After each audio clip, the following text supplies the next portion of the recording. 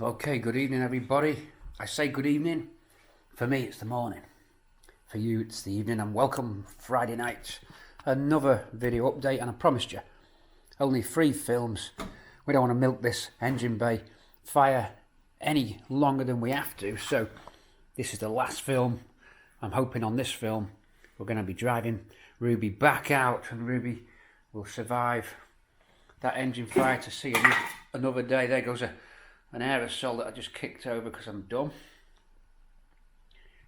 I'm going to tell you what's been going on since last Friday when we had our video update and live chat. There will be another live chat tonight, I hope, so this should get you warmed up, and we might hopefully in this film get out on the road, and if I feel confident about how this has gone, hell, we might even take this out for a test drive up to Manor Park Classics. If you don't know about Manor Park Classics, you soon will do if I get up there. Vauxhall Heritage Collections arrived at Manor Park. It's a classic car storage, an all-round one-stop classic car shop based in Cheshire. We're going to take you up there. Vauxhall Carlton is hot on our shopping list. A Vauxhall Carlton, bit of a deviation from Cortina, but we'll see how the day pans out. But I'm going to talk you through the last stages of getting this back from the fire damage. Okay? I'm going to talk it all through shortly. So, before we do, I'm going to do some shout outs to the people who've helped us along the way. And parts wise, I'm going to have to give a special mention to H&H Ignition Solutions, simply because they were so quick to send that distributor back after doing the repair. So H&H Lee at H&H Ignition, who built the distributor to match the profile of the cam. This is another Bosch distributor, it's not from them. I'm just using their box. H&H built this. I've altered it a little bit in terms of the wiring harness. They just come with a stock harness, but let's take the bad boy out. Hold on, I've got a little P-clip here because I'm doing some detailing. Take the P-clip off. Actually don't need to, the harness is unplugged. Should come out. So it's a thanks to H&H for getting me this back. Here it is. So this is the Pinto H&H unit. A nice beefy pack on the side there, the ignition pack. Basically it's a transistor which fires the pulses to the coil, gives you your spark, replaces the point, so it's an electronic system. Different than the AccuSpark in the way that it's built. Let's flip the dizzy cap off and show you. I'm wary that I'm near the battery, by the way, before anyone says. Watch out, you're going to short your battery. I'm okay. Pop that off. Shouldn't really do this on Ruby's Bay. It is well built. Just underneath there's the rotor setup, and it's got a vane system. I think it's the way that it does the induction. It pulses out as opposed to I say vane system.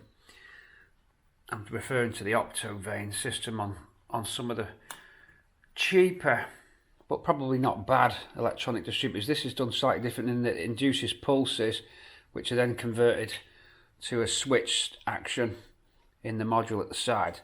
I think H&H modified the centrifugal weights. I think the VAC Advance, because that's only used at low RPM basically for when your foot's off the gas for economy, just alters the timing a little bit.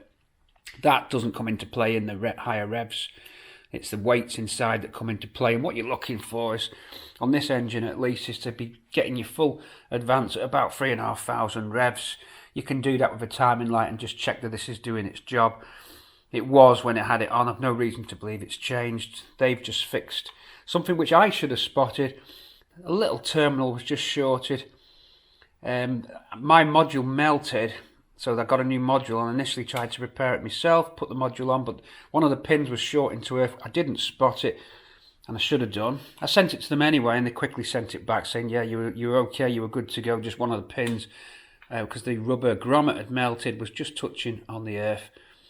So I didn't spot it, and I was a bit disappointed with myself that I didn't do that, actually. Anyway, the point is that we've got to thank H&H for being fast on that. And Rhino Alloys, my powder coating guys, for getting this powder coating out and done quick. So thanks to those folks, and then to the people that have supported me on the live chat with the super chats. Well, it's a long list. Sheldon, Simone, the list goes on. It's a long list of people. I don't want to miss anybody off, but it's so difficult to reel everybody off. But I can only say that everyone that contributed on the live chat and on the direct donations as well, there was quite a few of you sent me in some PayPal stuff to help with this, so that is very much appreciated. Some of you don't want to do the super chats, of course, because they think YouTube takes a lot. I suppose that could be true to a degree as well, but thanks for the support on YouTube, on my Patrons as well. Without Patrons, there's no videos. It just can't keep it going. But YouTube just can't sustain itself. I've said this before. So everyone basically mucked in and did the best that they could on the budget that they had. And anyone doesn't financially contribute, it doesn't matter, because you're there in a supportive role as a viewer and a contributor with your comments. So thanks to everyone who just leaves the comments. Thanks to everyone who just comes in on the live chat. And everyone that basically joins together. What a great little family we've got there. I appreciate that you've got loads of other channels you could be watching and do watch. And you dip into Cortina City and say hello on a Friday night and support me through the week with the comments. I try and get back to all your comments. Eventually I will trawl my way through, because a lot have come in recently. So it's been a bit tricky. So all the thanks out to the patrons, the YouTubers, the people on Super Chat, you lot who are just out there anyway, and then anyone who watches as well, just for watching. So everything really keeps me going. I wouldn't do it like this if it wasn't for you lot doing everything that you do. No chance. I would not have the motivation. I would feel like I feel like you're here with me anyway. You know, I'm chatting away, and I pretend that you're all in the room, the whole lot of you, like 20,000 people. So thanks for that. Let's get on. So we needed to do a distributor, which we've now done. We needed to build some loom. So I've built a nice, neat little tie-in loom here, look. So we've heat shrinked on, I've made a quick connect here so I can take the distributor loom out. So that's been built, that's a mod from before the fire. The fire didn't have this, it was a different plug. That's the standard plug that goes onto the H&H unit, nice quality plug. A little P-clip holding it on there. So a nice loom to repair the damaged loom. Very neat. You'll see the hose in now, and we're not zip tied, but we're on the proper screw-in thread for the carb. So this one's not going to pull out, but it's got a Jubilee on it anyway. Going down to some R6. I'm just using R6 pipe for now. We'll keep our eye on that. Flying saucer from Mk3 Cortina Owners Club. Club's great for parts like this. If you got a Mk3, you're not in the club. Really, you should be for the price it is to join. It's well worth it. Could just save you your membership fee with just one tech question on the forum. So Mk3 Owners Club's great club to be in if you've got a Mk3. So thanks, Mark, for sending that. Obviously, we talked about the carb last week. A pipe there at the back in. That's a hard pipe to get. We got one of those. See that root pipe down, RS2000, that one. Don't list it as Mk3, list it as RS2000, but it is the same. Just at the back, that straight pipe there. Can you see that straight pipe? That's needed, because normally if you have not got that pipe, it should be replaced by now on your cars, because if yours is original, you're talking nearly 50-year-old pipe. So I always change these out. That loops round if you're just using normal heat hose. Doesn't look as good because it bows out in the bay. That's the proper way to do it. You can get them on eBay when they're listed. Not very often. I think Burton's as well. So that pipe got replaced because it was burnt. The Girling vac hose is on. I managed to reproduce the Girling sticker that I saw in the parts book. Probably lasted about a day on the Cortina, and that would have peeled off, but I've made a new one just to detail it. Some Motorcraft detailing stickers on the hoses. Proper Girling marked up hose there. It's old, but I think it's going to be okay. I've pressure tested that tube. It's not leaking or anything. So that is on. That vac boost hose is on. Oil filter screwed in at the bottom. These temperature looms have been rebuilt. The temperature probe looms rebuilt there. Had to get a different plug and solder it on. Couldn't find one with the right wire colour all the way up to the plug, so right wire colour there. That was all melted, so that's new cable but the right colour for the temp, and then soldered on and heat shrinked on with a slight angle put on it. You saw that battery main feed cable last week. That's down there in the nice sheathing. We've got the kick down solenoid fitted. That arrived. I think I can probably take you in just to see it. There's not much to see, but just down at the bottom is the kick down solenoid, and that now works. We've got because the car's pointing up in the air, it actually has a very slow prop shaft leak from the gearbox coming out of the tail shaft seal. I think that's because we're pointed up on an angle for a long period of time. I wouldn't worry about it. There is some fluid on the floor. We'll top up anyway. But that's just the shaft seal at the back. It is a new one, so it shouldn't be leaking really. It is, but it's never leaked when the car's been level. I don't think it's anything to do with the fire. So we've got all the bits that we need. Distributor leads, I've managed to partially source some of them and rebuild them, labelled up now nicely with cable markers. Our firing order 1342 for the firing order on Pinto. There's our leads. These are sourced and rebuilt, proper Ford ones with the markings on the sides. Managed to get some and sort of cobble some together. I think I salvaged 2 off this, the other 2 were burnt.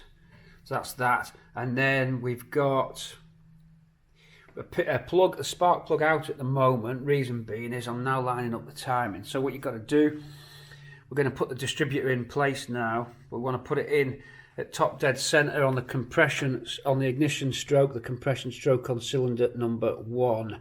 So what I do to make sure I'm definitely on my compression and not the exhaust stroke, I make sure that I put the pressure tester in here. I just listen for it hissing really when I roll it on the 19mm spanner, and you can hear it build up the pressure. I can't quite see the valves. You'd normally look for both your valves shut on TDC because you can be 180 out. It can be the exhaust stroke that you're looking at and not the compression stroke, in which case if you set up your dizzy and it's on the exhaust stroke and you've got your dizzy set up for piston number 1, ignition lead number 1, you get a backfire because it's 180 out. Easily done. I have done it a few times. This way on the 19 spanner on the crank pulley, wind the engine round till it's on the compression stroke. You can hear it hissing on cylinder 1 on the pressure gauge, the compression tester. You could do it for a rod, screwdriver. Don't scratch your piston when it's coming up. But that can also be an exhaust stroke. So really you need to know that you're on that compression stroke on TDC cylinder 1. Once you've established that, you can then insert the distributor so that the arm is pointing at ignition lead number 1, which is normally that screw there on the side of the mount bracket for the vac advance. It's normally around 2 o'clock, around that point. So you insert this in so that the engine's on TDC on the marker, top dead center on the pulley marker, which we are. Down there you can't see. Then insert this so that it's pointing at piston ignition lead number 1. So we set all that up and then put the plug leads on. This cap is the burnt cap, so we won't be using that. We're nearly ready to do it. What I do with these as well is I put dielectric grease into the boots sockets on both the plug leads, spark plug end and the distributor end. That's this stuff here. So we put that on. That helps. It says that prevents fusion of spark plug boots. It's good stuff. If you get a water splash on your dizzy, it just stops that misfire if any water splashes up. Let's get on and get this fitted. Okay, distributor is in, and what I'm doing now, I've got the ignition on. The H2 leads are connected up with our 1342 firing order. So 1, then 3, 4, then 2. I've got number 1 spark plug out and resting on the exhaust manifold there, and I'm going to rock. The distributor's not bolted down, it's not clamped down. I'm going to rock it. We're on TDC on the crank pulley, so that's the timing mark on the crank pulley is lined up with the timing notch on the the casing. So around this point when you rock the distributor, let's see if we can show you this in action. We get, you can just hear it here. You won't see that spark, I wouldn't have thought. Oh yeah, you can see that. So by rocking the dizzy just over the point of where TDC is, we know we're sparking on number 1, and it's a compression stroke, so that would then ignite the compressed fuel and air mixture. So we are in the right zone there. That's how I set them up, and it ends up always with one pointing just at the sort of towards the heater box there, number 1 lead, and the rotor arm there, so it lines up with a little screw on the casing. So then we go to 3, 4 and 2, and we are lined up. So all these sparks then will be getting through. The engine, we know compression is good. Fuel line's fitted, it's got a prime up. So fuel's going to eventually hit there when we crank it any minute now. We're ready really to test it. We need water. So we're going to have to top up some water and some coolant, some new coolant. I did have some water. What do I do with the old water? Is it still in the... I'll have to go and get some... Must have lost a bit. I did keep it because this was 50-50 mix. So I did keep all the coolant. Anyway, there'll be some of it around. I've got a brand new set of coolant as well. There was nothing wrong with the coolant that come out of this. It was nice and pure, and I used the blue coal. So we'll go and top the water up and crank it over on the ignition. Should fire up. Obviously I'll have to open the garage doors any minute now. It's on axle stands. It should be alright to... Actually, I'm going to take it off the stands. I'm going to bring the car down now, not having it running on axle stands. So we'll lower the car down. We've got to go back up because I've still got the speed sensor to repair at the back, but I just want to get this engine running. Then I'll finalise by doing the speed sensor. Or should I do the speed sensor now and then it's done? Let's do the speed sensor now. That's the sensor on the back tail shaft of the gearbox. Get it out of the way. It's bugging me, that job. It's a job I just don't want to do, but it's got to be done. Underneath, 10mm, get the speed sensor off the back of the gearbox, repair the wires on it, and then we'll crank it over. Okay, to remove this rear vehicle speed sensor, VSS, we've got to jack the back of the car up, because when you withdraw it, I know they leak oil out because the gearbox is pointing downward. So we've now took the axle stands out the front of the car and stuck them at the back, so we're now pointing forward down from the front back end jacked up. And of course we've mentioned the speed sensor before, that it got torqued. I've undone the 10mm bolt, it's just there. You join me under the car then, folks. We'll get in there and just withdraw. We have to put the little bit of oil coming out, but not much. Okay. We have to put the gear right the way back into first position so that the linkage will clear this. And here it is. The body of it, what's it going to be like, everybody? Right, well it's melted the back, you can see. Now, that is actually from the glue gun. You can see a little tail. I'd already repaired this. What happens with these is these snap. The wires snap right at the end where they vibrate. So this has previously been repaired, then using the glue gun to mould it back in to create a holding force to stop them wires from snapping.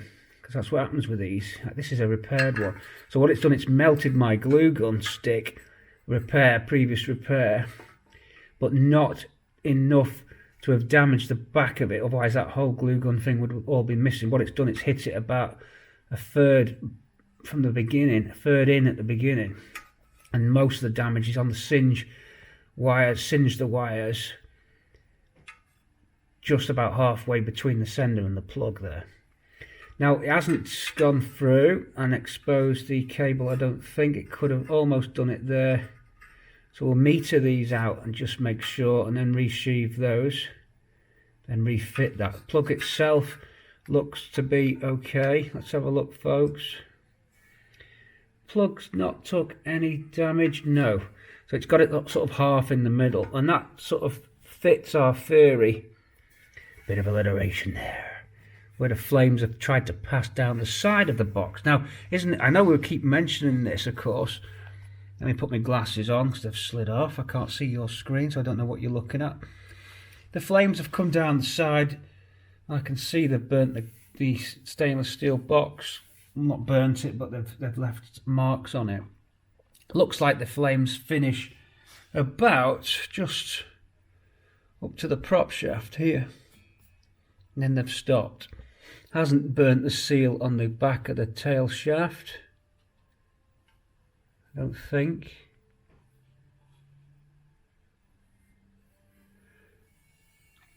No, they've come about halfway down to about this knuckle to the UJ.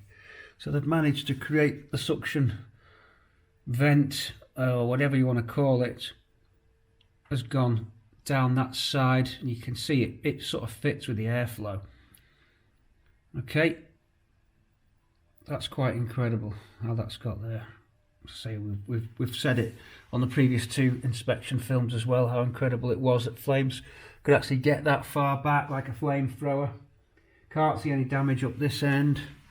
Coming down with you, keep on.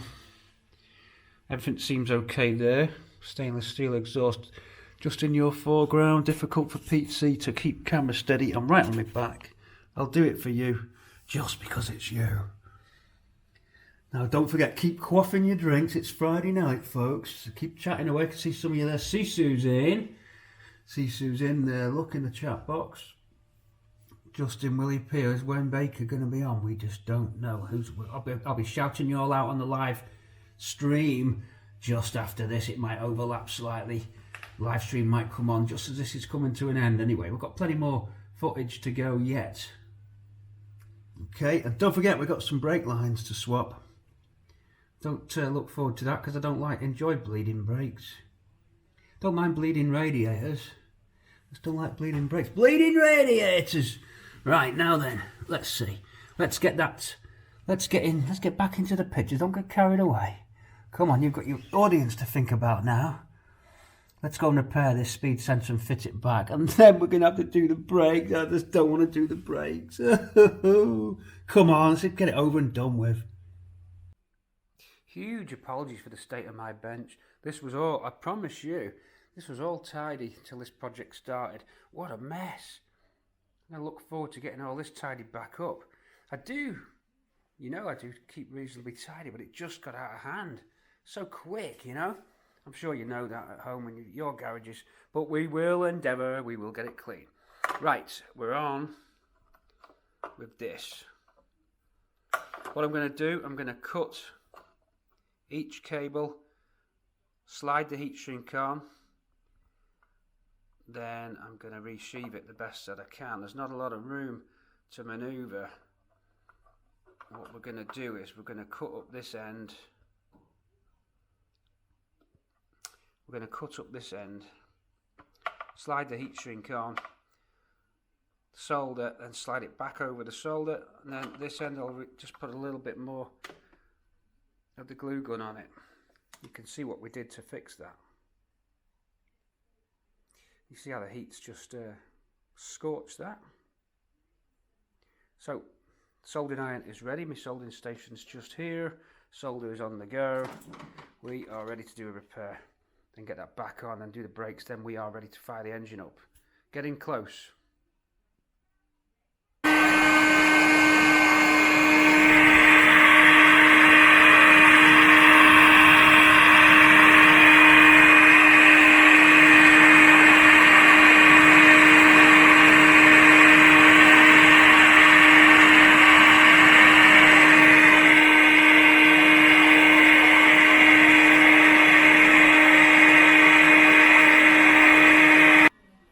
Okay, that's that nicely. I've used a heat shrink with a adhesive line, the glue line, to make some more of a watertight seal.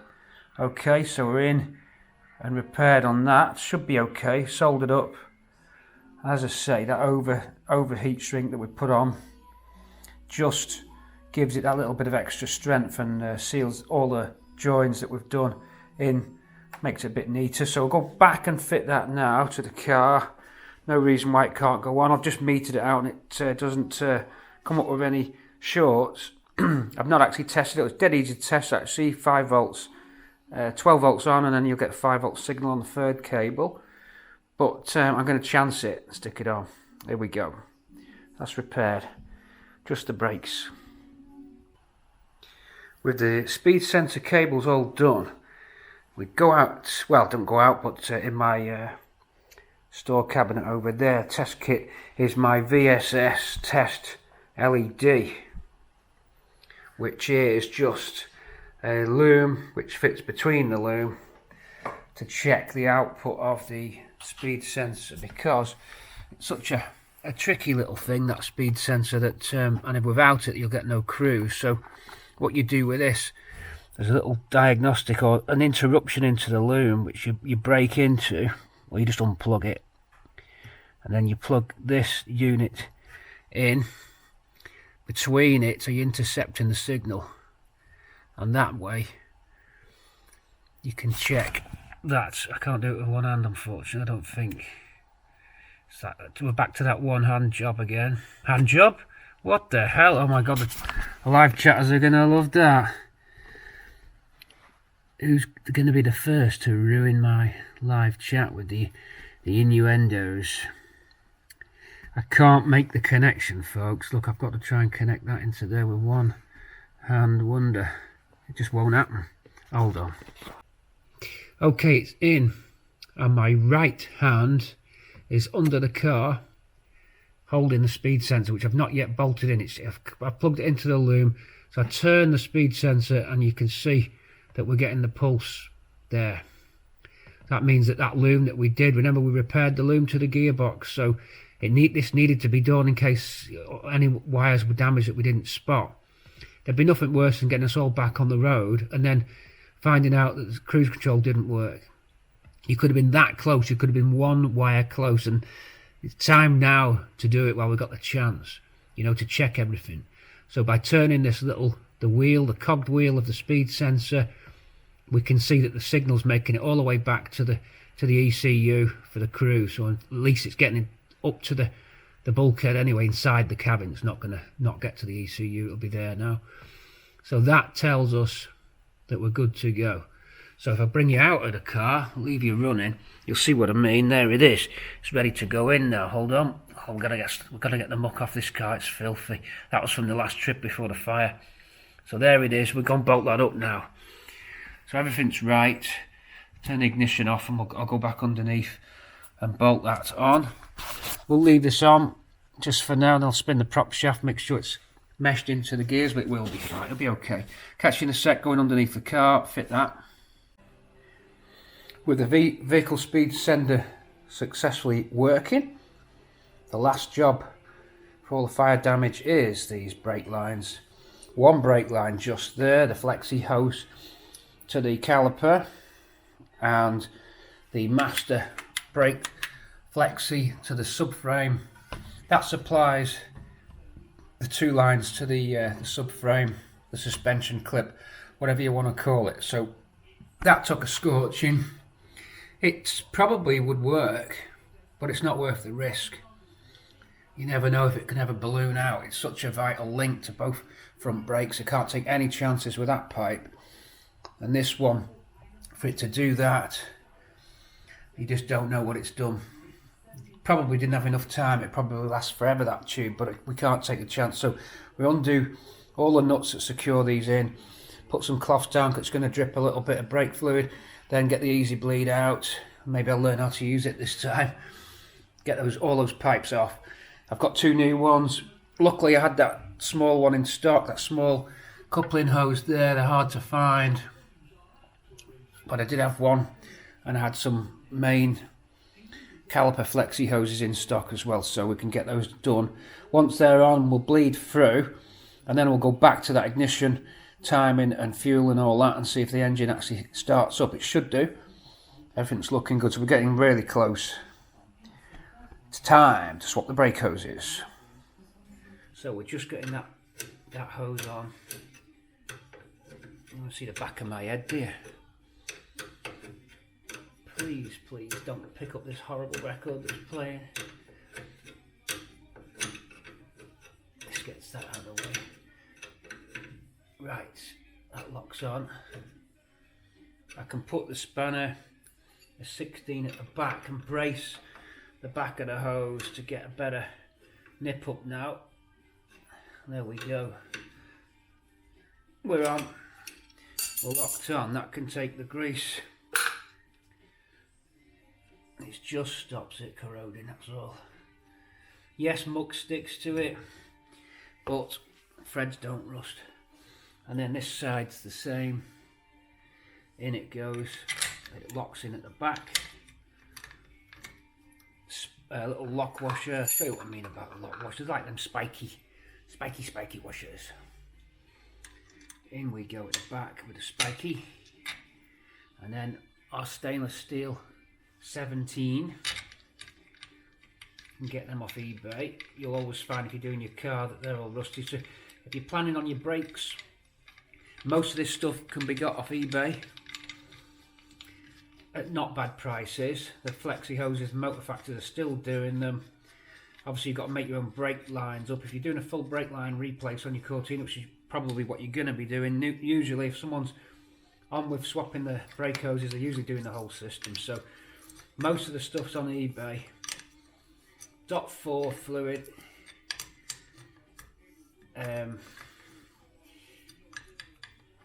brake shoes, calipers from Big Red, refurbished at good prices, about £90 a pair. So to do your whole front brake system, including the discs, calipers, bearings, the whole lot, you're only looking at a couple of £100 without the calipers, maybe 200 tops to get you all in. If you're really shrewd and you find good deals. I said 250 tops to do your brakes on your front end, not bad. That's sort of a loose price. Let's lock that 16 at the back of there just to stop it twisting. I know it's got the locking bracket, but it tries to flex the locking bracket. It's only thin metal, so just so we can get a decent torque up on that, about there. And then get the little, I think this one's going straight on. It's just to do with the angle coming in, just to get the threads to match. I think we might be in. Yeah, it was all built pretty well when I did it, so it pays off. Of course, adverts are on now, so we're alright. Crappy adverts. Oh, they're really milking it for Christmas. They're bricking themselves about Christmas. No one's going to go out spending, so I think you probably know they're up in the ante. Right, our friendly grease again there. It'll set and just get covered in garbage, but underneath you'll be clean. Okay, so that flexi hose is on. That's that one out of the way.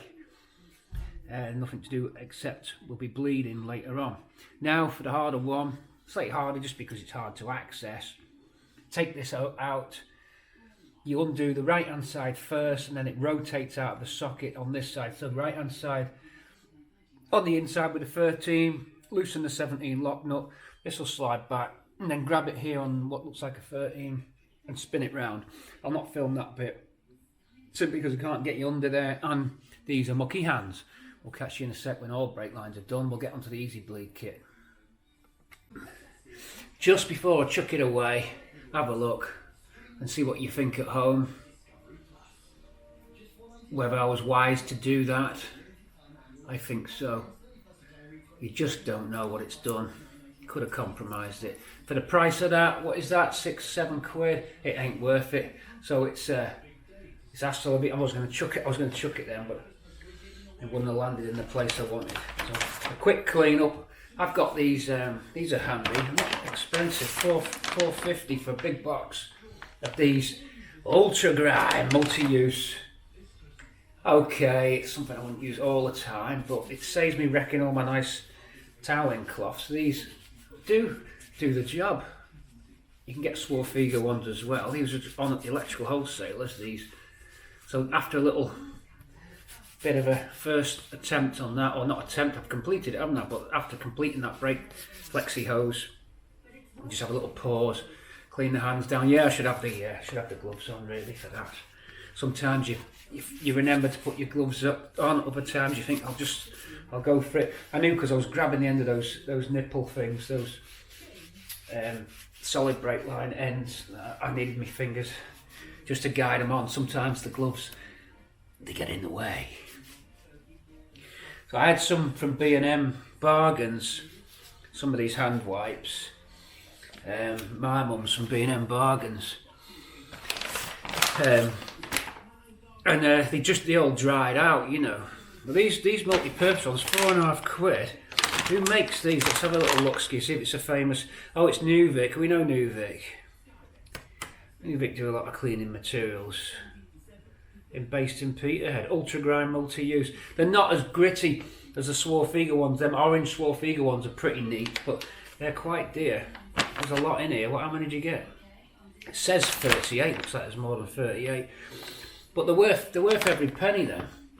Them ones from B&M Bargains that dry out, they're worth about a penny. Tell you what, folks, I'm going to give you a treat.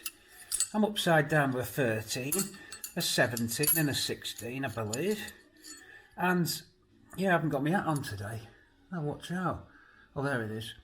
Anyway, it's actually easier access than I anticipated. Actually, this hose is going to be a breeze. I suppose the hardest job will be bleeding it. Bleeding radiators. Right, if I flip you around, I press the special flippy button on my camera. It's great for that, and it'll flip onto the item in question. Have a little look. Around you go. And the item in question comes into view any second now. I have to pan down to get it. Where are we? We are up here. No, I'm going to have to use a thumb wheel controller. Hold on, here we go. Right. There's only one way. I got it. Where am I? There I am. Right, there we go. So, right, there we go. Flip round. Just undo that one with a 13. Undo that one with a 17. Then withdraw the tube a little bit. Then unscrew it simply out of there. It's going to dribble a little bit, so I'm going to put a cloth on my chest and make sure that my head is well back from this, because you do not want brake fluid in your eye. So very dangerous situation. Even though I've got glasses on, that doesn't count. So we have to be real careful. And you are on board live with pt3 as we get ourselves out of this horrible fire situation. You know, it's took some doing. It's took some sort of planning, a little bit of planning. Cloth at the ready any second, although I have drained the system down. I think we can do it. I hope you don't pick up Alanis Morissette playing. I'm not a big fan of Alanis Morissette. She was okay-ish, you know. So, a little bit whiny, little bit of an attitude girl was Alanis, with her jagged little pills. I just hope to hell I don't have to start editing this sound out. Power from the needle to the record, FM, AM. I feel so ecstatic now. It's music I've found, and hell, I'm wired for sound. Although Cliff would not like a hell reference in one of his songs. But Cliff is wired for sound. He's got power from the needle to the plastic, AM, FM. He's plastic fantastic. He's wired for sound. He likes tall speakers. He likes wall speakers. Most of all, he likes large speakers. He doesn't like small speakers, wall speakers. With the most cheesiest video you ever saw with him roller skating through. I think it was Leamington on Spa shopping centre of all places. It could have been Newport Pagnell. No, that's a Newport Pagnell is a motorway services on the M5, I think. No fluid. Oh yeah, no fluid. Put someone's hand there. No fluid, folks. As we remove our little rare, very hard to get hold of mini flexi hose. Who would have thought this hose would be so difficult to get in its sort of original looking form? Yes, you can get them in stainless, but to get them nice and original like this was a feat, and it's gone. It can't have to be thrown away. I'll keep it for reference. Whoa! Oh my God! We were minutes away. It was the right choice. Look, it's nearly got through. There wasn't much. That would have ballooned. Correct me if I'm wrong. Whoa! That's English for stop a blooming horse. That was ready for going. Glad you were with us to share that moment. I do like sharing these little moments on a Friday night with you guys and girls out there in YouTube land. Shout out the lady element of the show tonight. There's so many lovely ladies in the audience tonight. We're going to need a 14. But forward thinking on P3's behalf meant that the 14 was ready just for those anomalies, and here they are. Contingency planning, and the contingency paid off. Up we go. It's a knuckle bruise. I can feel it coming. Right, I'm not going to film this bit because I'm going to pull on that, and all of a sudden it's going to let go, and poor Pete's knuckles will go. So you can see what we're doing. It's not rocket science. Who said it's not a science project? It is a science project. People like who likes my science projects and forensic analysis videos. I think they're dead interesting. Niche market, which is why we've not made the millions, folks. We're niche. We're a little niche Cortina market. I'm hoping to grow the channel. Can you help me grow the channel? Go out there and post blooming links all over the place for me. Please, YouTube, pick it up. Let's get that out. Stop the ramble over. Ruby Ramble. Hey, so Ruby Ramble. I'm happy. I hope you're happy. I know it's crap times at the moment, but I hope you're as happy as you can be on a Friday night. Let's try and enjoy this party. And don't forget, the big live stream later on. Okay, will you be there on the live stream? It's going to be late. We're going to have another late night chat, folks, and ask me any questions about today. I don't know if I'll make the Carlton on this video. I'll try to for you. I've got a chance tomorrow to possibly make the Carlton. We don't know. I take you right up through the bay. Am I still there? Right up through the bay. Yes, we might make the Carlton, we might not. The Vauxhall Heritage Collection at Manor Park has got to be worth a visit. It's got to be worth an off-topic film, hasn't it? So we'll try and get there. Enough of this. You've seen enough of Ruby over the last 3 weekends, so it's time. And I know this. I know it's got to be done. So I'm aware of that. Let's get this hose swapped. See you in a sec. Okay, tube going in to the top, 17 down. Down we go. Go. There. And then we can put that on if we want. So all I've got to do now, nip that one up. There's our nice new hose in. As I say, it was burnt through, so it was a good job. Right, I'll nip up, then a bit of grease on that one out to go get some bleeding going down. Looking good. Okay, that wasn't so bad. And here's the hoses. You already saw that one. Now we can, we still can't chuck it. Go over there, and there's that one. And you can see that it burnt through the outer, at least there. Okay. Let's see if we can get you. Might get you out of there anyway. Subject face tracking on, so we go like that. Yeah, look. Yeah, the camera won't let me escape. So let's try that. Bit of dad dancing. Should do some body popping now. No, YMCA, no, some body popping. No, can't do that. I have a robot. No, can't do that. Useless. Absolutely useless. I was rubbish at maths, yet I ended up liking mathematics. You're either really good at maths or absolutely terrible, and I was absolutely terrible.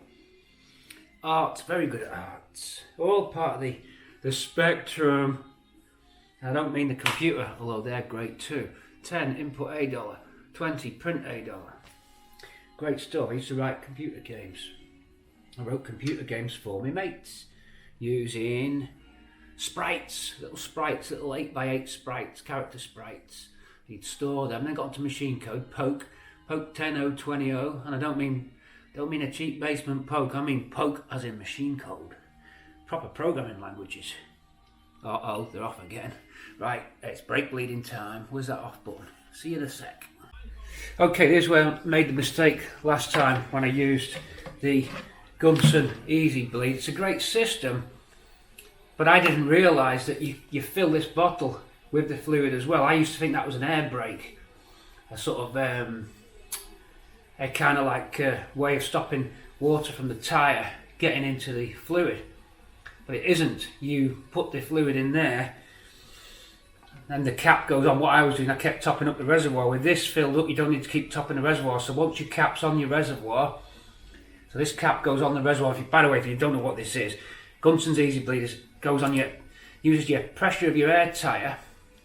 You really need to be about 25 psi, 20 psi it wants, so you've got to let your tyre down a little bit, although I never do, don't tell anybody. Stick that on your air tyre, it pressurises this bottle by screwing that onto the top of your brake reservoir, then undoing the bleed nipple. The air pressure forces everything through the system, so you don't have to pump your brakes. Then lock the nipple back down and then you're done and go the other side. It can all be done quickly. I've been using these for years, they're very, very good. Even when you don't fill it up with fluid, you can still use it, you just got to keep topping up the reservoir. This will be the first time I've ever used it this way. I'll let you know how I get on. Must admit, I'm not too keen about putting the bottle there, but it won't reach anywhere else. So towels down. Downside of this, pressurising that bottle, something goes wrong with this pipe, you got yourself brake fluid all over your car. So for that, in that aspect, it's more dangerous. It could have been one of the reasons why in the very early days I didn't do it. If that breaks off, then that's just going to blow. We're back to blowing fluids all over the bay. But anyway, that's how it works. I always wonder how no air is getting into that. But let's see down here, we're draining out. Any sec, we're going to release the nipple, and then it should do it. So all we've got to do is turn that down somehow. There we go. Right, so we're off. Also, I'm coming out quicker than I normally would because I've got much more fluid to use. Normally I'd have to be keeping my eye on the reservoir here, so in that way it's a bit better, it works. Just get a good flow rate with it till the tyre goes flat, but that's how it works. Then you just lock the nipple down. How are we looking there? The bottle's nearly gone, so I think we'll try that and see how it goes. Got to do the other side as well, but that's the ezbleed system. Lock this down now. We'll have to check our air pressure as well, so just locking the nipple back up. There you go, I'm at the back of the caliper now. Let's get round and get that air pressure off quick, because I must admit it does make me nervous, the fact that you have got tubes under pressure. I feel a bit better. Any signs of air? See, air comes back. That's very interesting. So there's air knocking about. What's it doing with that air? Is there a break here where it manages to lose it? That does trouble me a little bit, the fact that you can just see air, which is why I always thought it was a bit weird. Unless I'm missing something yet again, and people are going to be slating me for this, maybe. It's not like you prime this tube or anything. I just wonder how it gets rid of that air, because the way I did it, there isn't any. So I'm wondering if it creates, and how much does it put in at the top? I mean, it's overfilled it as well, which I find interesting, So we've actually got an overfill situation as well. So how would you get rid of that? You're going to have to let this run out and then do my system with no fluid in it to push the remains of that out. So I'm still not 100% know what the hell I'm doing with this properly. Might help if I read the instruction book. Anyway, wheel off this side, and then we'll just do exactly the same thing. So I'm hoping that's right. I didn't see any air coming out of the tube. It's just that all that I can't work out is what it does with the air from the bottle, because there must be air in the bottle, and there's no way of priming that. You wouldn't want to start putting that onto your tyre and then letting air fluid blast out till the tube's primed. So I'm not sure how it does it, unless if you start off with quite a low reservoir, then the air comes out, pushes into it, rises to the top of the reservoir, stays at the top because of the nature of air seeping up to the top of the brake fluid. Don't know. Answers on a postcard for that, but let's go to the other side now with that spanner. Drop the bleed nipple off, pressure back up, we should be done. Well, on this side I didn't need to on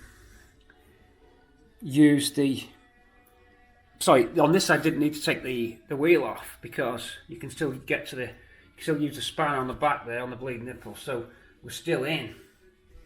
So all I've got to do is pressure back up. That's if there's enough air in this tyre left. There should be. I wouldn't have thought it burnt all that air out. So lock that on, open the spanner. Let's just get you down. It's onto the tube. Wrong way. Here we go. Come on. There we go. Oh! Away we go. Some air coming out now. Let's keep that going for a sec. Just see how we get on up here.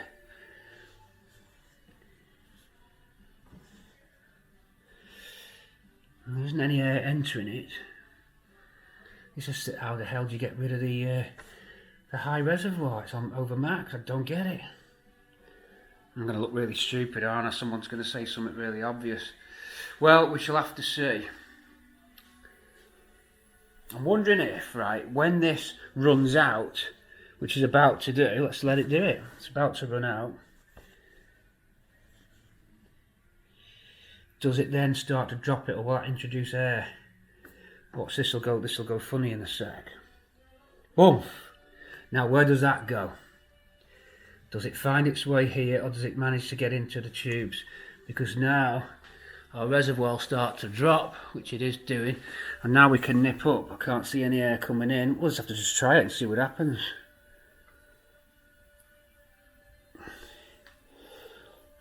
Didn't see any. We'll just have to see.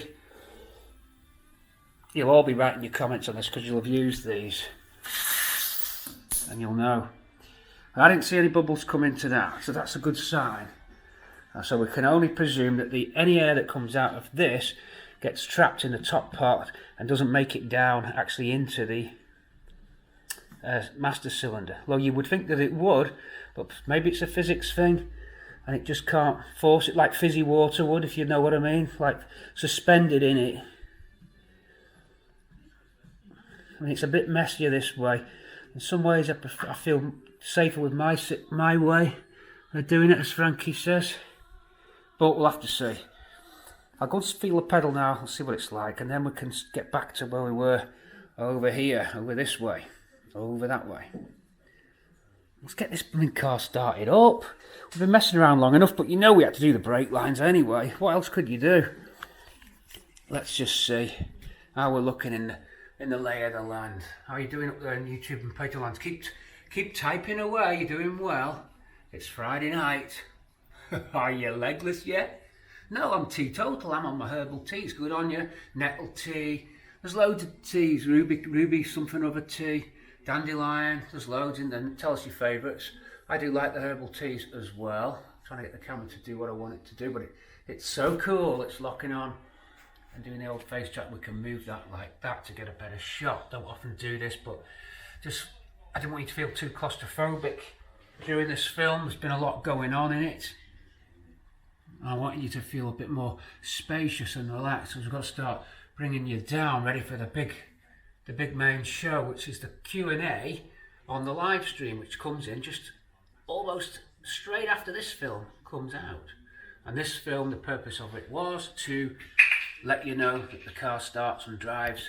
So this film can only end when I get that car started, so we better hurry up. Let's go. Okay, we can now lower this down. Hey, the camera's doing its job now. Okay, great.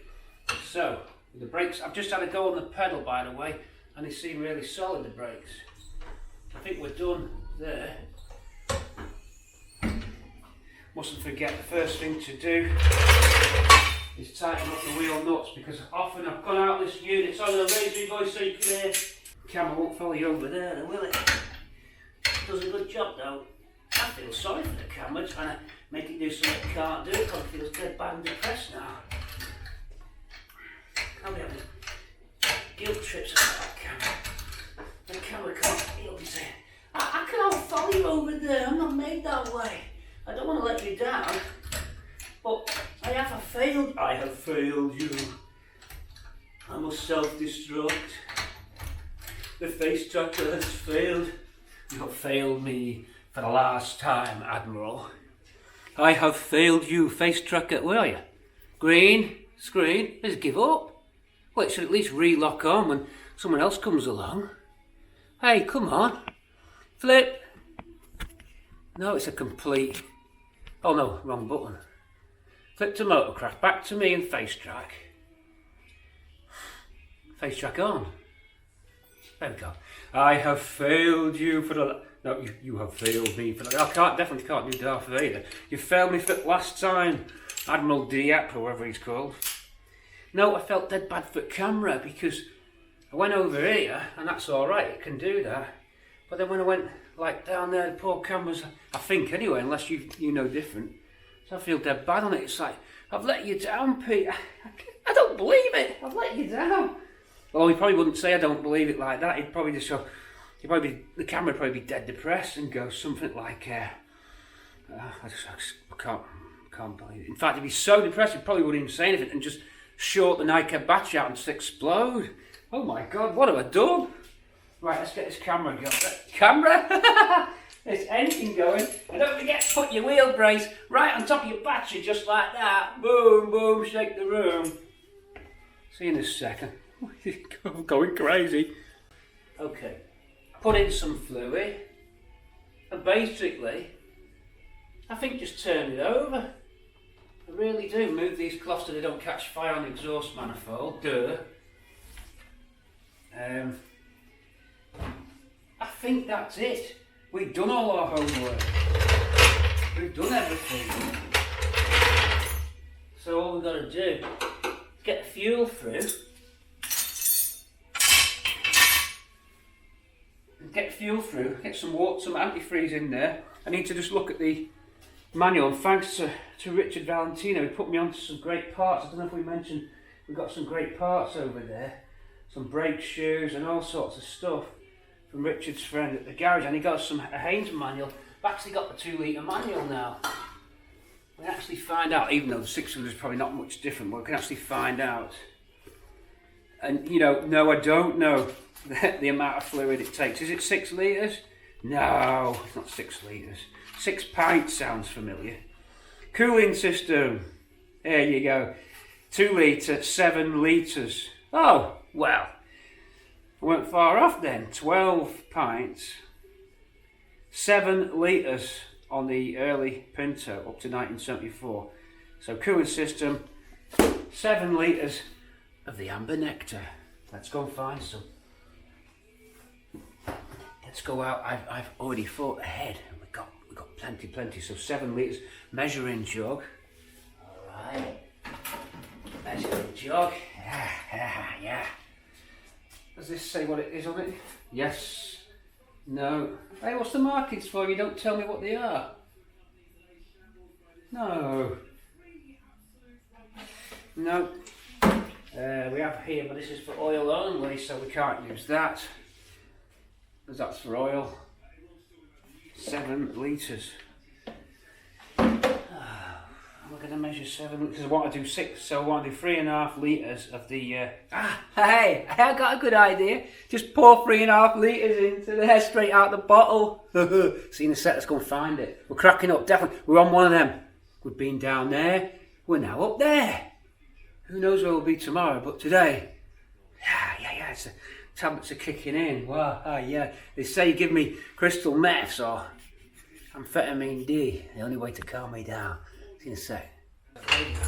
Get me to the radio, get me away from Susan Vega. Go away, horrible woman. Your craps on. Craps on. Put that there. Just need to go under the overflow of the radiator. We carry on glugging. Let's keep on glugging. That's about it. I'm going to just finish this off. I'm going to start the car. I'll bring you a bit closer in.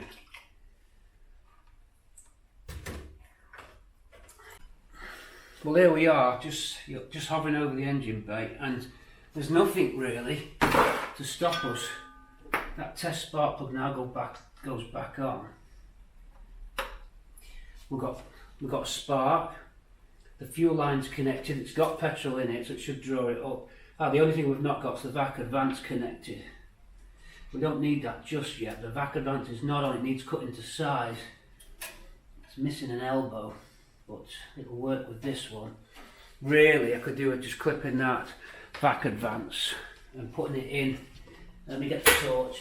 It's a build to order vac advance. You just cut to size. So put that there. Don't need that, but I'll keep it. Push that in to the vac advance. We have to take that off for the timing. You set your timing with it disconnected. Let's take that off there. It's a good fit. Whoa, stay still. That ain't coming off in a hurry, that one. Right, that's a good fit into there. In you go. Onto the end.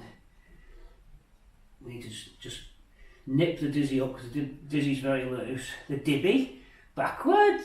The dibby's very loose. What the hell are you?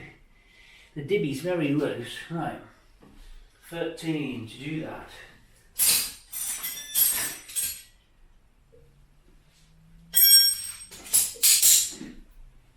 The dibby is very loose. Okay, here goes. Gonna try it. Everything's ready. All we can do is try. Gonna take a while to get the fuel through. And then it might miss by a crash, we don't know.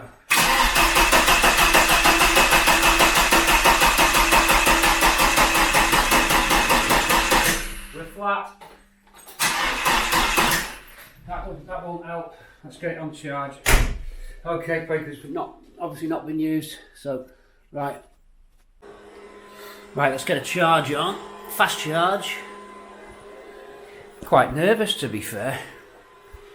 I must admit, I do feel a little bit nervous. Let's get you back on the tripod. Let's start this thing up. Let's try again. There should be enough charge to start spinning it up. Obviously, I'm going to have to open the shutter as soon as we get a blip. I think it doesn't backfire. I've got that 180 timing right.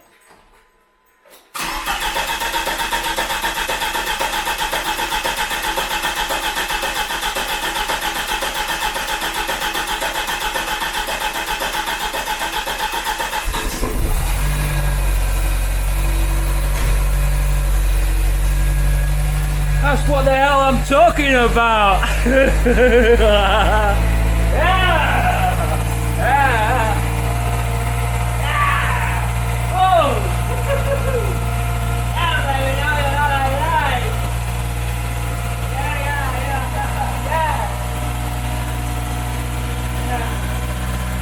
We're back in the game! Okay, just had to bleed through the oil pressure gauge just so that new tube would have a little bit of air out the oil pressure gauge. That's now done. Little cloth round it, bleed it off. And now we're going to restart.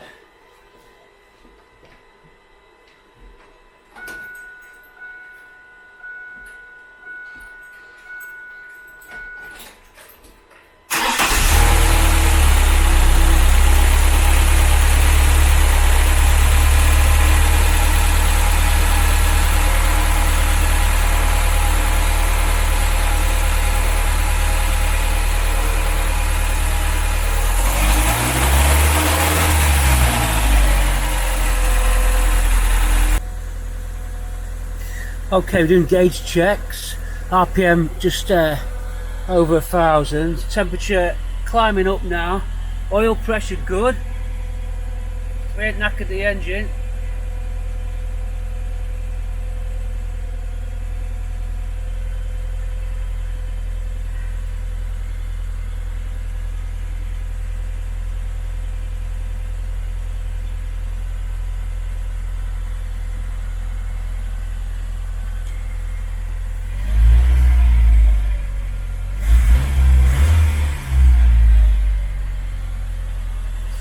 It all sounds okay so far. Let's go and have a few closer inspections. Stay with me.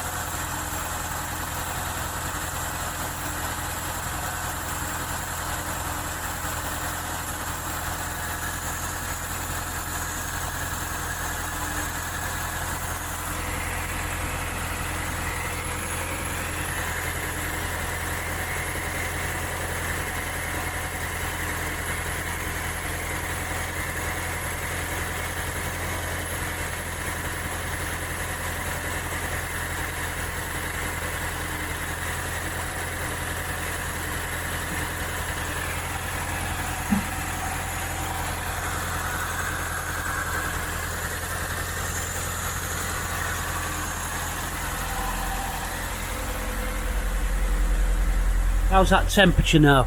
Coming up into the middle. Expect electric fan to cut in soon.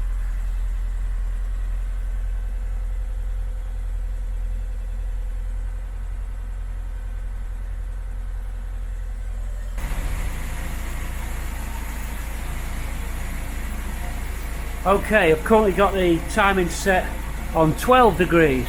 It runs somewhere between 8 and 12 with this cam.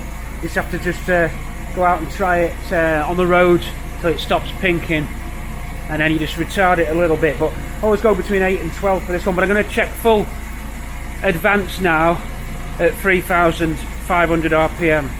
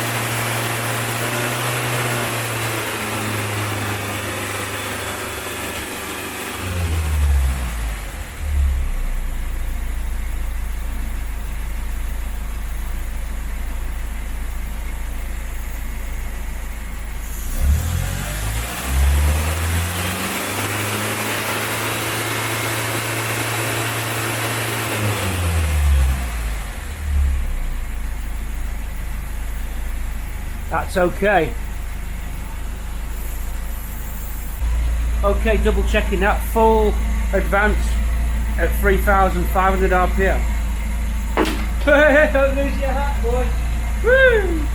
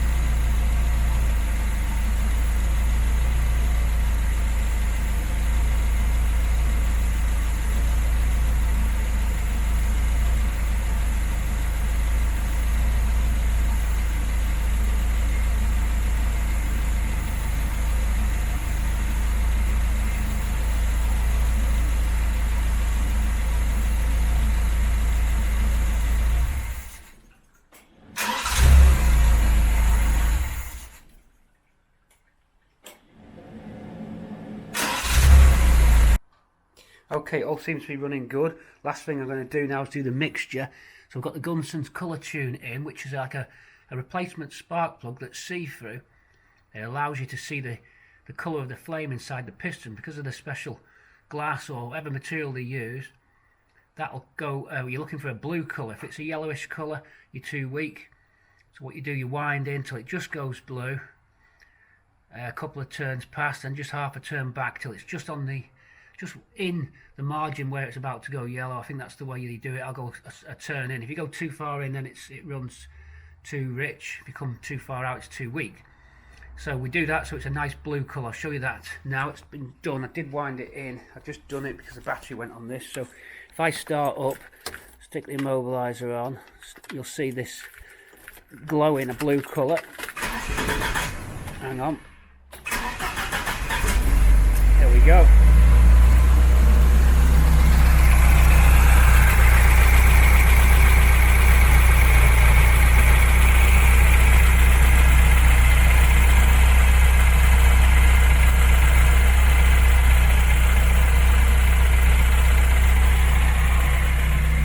So that all sounds good. Switch off. That all sounds good. Did you notice the artifact then? The HT lead tried to arc across to my camera. I could have blown the camera up. Oh no, that was close. It didn't like being next to that HT lead, the camera. It all went funny then. Wow, let's hope we haven't blown the flash card there. So we're going to put the air filter on, then we're going to try and drive it. There's no leaks. Oil pressure pipe wanted nipping up. There was a leak on the oil pressure pipe coming down off the block. I hadn't tightened up the little tube. I just finger tight that, so I just nipped that up with 13. So that's done. Other than that, no water leaks, no oil leaks, no gearbox leaks. So we're going to just have a quick trip, a 5-mile trip. Got my phone with me in case something goes wrong. We don't want to go too far. Then we're going to extend the range bit by bit, 10 miles, then 20. Break it in, keep looking, but we think we got away with it. I think we're back. We're back in the game, everybody. So it's time now. Oh, I didn't show you where the mixture screw was if someone's doing this. So put your colour tune in. That's the colour tune box. Look, Gunsons colour tune. Great little bit of kit. And there's the two colours correct on that bluish colour, incorrect on the yellowish flame, the weak flame. So the adjustment screw is just adjust. It's just round the back. There's a little screw just down here. Don't think the camera will get it. End of my fingers now, just under the, past the auto choke. There's another threaded screw. You can't miss it because it's a screw with a spring on it. And that's what you turn with a flat blade screwdriver just at the side here. Winding it out to go weaker, winding it in to go richer. So you can do it by ear as well. Wind it out till it starts to run a bit rough. Then turn in about 1-2 turns till it picks up. And then you know you're just in that margin. What you don't want to do is go too far in and it's over fuels. So I think that's the way to do it. Correct me if I'm wrong if it's the opposite of that. But I think that technique is more or less correct. I'll show you the lovely airbox now that we've got. We managed to wangle, deal, trade, swap, all sorts with the airbox. What a mission, but Richard Valentino saving the day. Big thumbs up to Richard for that one. We'll all give him a thank out and a call out now in the chat box. Richard Valentino's our man of the match today, but you're all men of the match, you're all women of the match. Everybody's in it together. I hope that you feel that you're part of this and that we can leave this project and get on to something else. Let's go and try and film the Vauxhall Carlton for a Christmas bonus film. We'll leave this as a standalone film, probably up to an hour by now. So get ready soon because we're going to go for a little trip to the shops, get a celebration beer. I've not drunk all week. How good am I? It's now Thursday, so that's great. I feel better. Not drinking in the week is a lot better. So Thursday, we'll break the rules a little bit. And tomorrow, we'll break them even more. But for now, let's go to the shops, get the air pan on. It might have to come off again. There might be a little bit of tweaking, I don't know, with the timing and the tick over, although you can get to the tick over with the air cleaner box on. So we're going to fit that and then we're going to go to the shops. Take the Gunsons colour tune out now, put the plug back in. Here we go. Looking good. Well, the air filter is on and now we're ready for a quick short trip only just to see how it goes. Air filter is fitted. Spark plug is back in, leads back on. As far as I know, that is it. I'm just going to get some cloths, wipe anything else down. I'll just quickly clean my hands, put some sheets over the seat.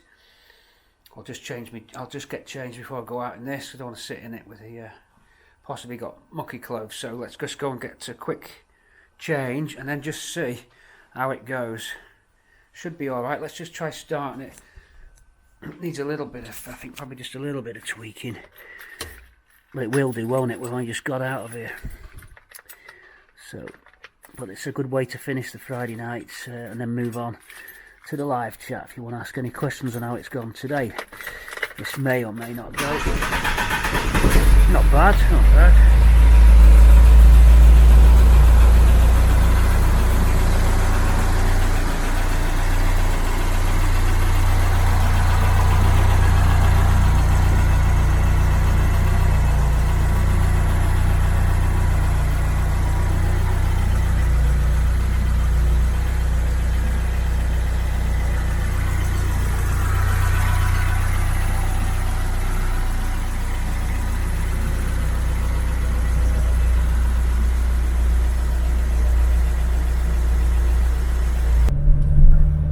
Well, all seems okay so far in Project Ruby.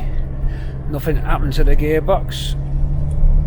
My door's not quite shut, sorry about that. Engine's running okay. Keeping my eyes on things, but looks like we're good to go. What a great way to finish this video for our Friday chat, even though it's Thursday when I'm making this, but this live chat sees Ruby back in the game, and so far on this first 10 miles no problem. Kickdown's okay, yes, yes, yes, all normal. Wow, we got away with that one, I think. Let's get that door shut and listen, I've got not quite pulled the door closed. All seems good.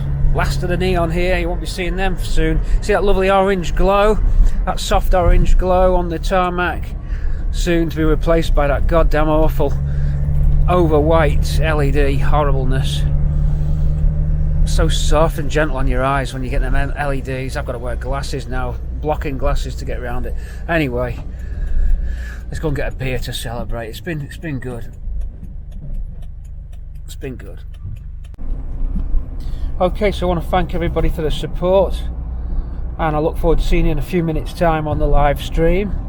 Let's have some drinks together, and thanks for sticking with me. Thanks for the donations, the comments on YouTube, PayPal donations, the Patreon support. Promise to get back on the Patreons now. Got some surprises coming up for Patreons.